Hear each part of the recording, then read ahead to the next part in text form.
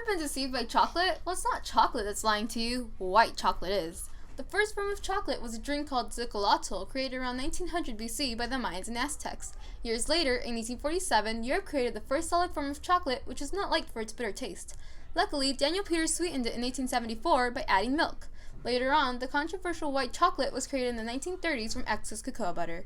So what exactly makes chocolate? Well, chocolate is made from cacao beans and any of its derivatives. Theobromine is a chemical that can only be found in the cacao bean.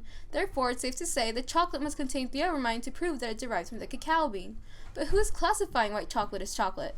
Well, the Food and Drug Administration. The FDA only classifies white chocolate if it follows Rule 163, which is to have at least 20% of cocoa butter, since it doesn't use any cocoa powder, chocolate liquor, or any other cocoa solids. Companies are deodorizing the amount of cocoa butter by adding lecithin and other flavorings like vanilla.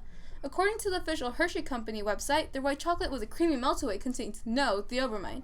If it were to really have any traces of the cacao bean like the mandatory 20%, wouldn't it contain theobromine? The only reason the FDA made Rule 163 was because companies would use vegetable oil instead of cocoa butter. They would use cocoa powder that was actually made from a pulverized fruit of a Mediterranean evergreen. To avoid any future loopholes, FDA should seriously consider revising Rule 163. But don't worry, by changing the requirements, there won't be any bitter outcomes. Europe doesn't consider white chocolate as chocolate, and they are doing perfectly fine.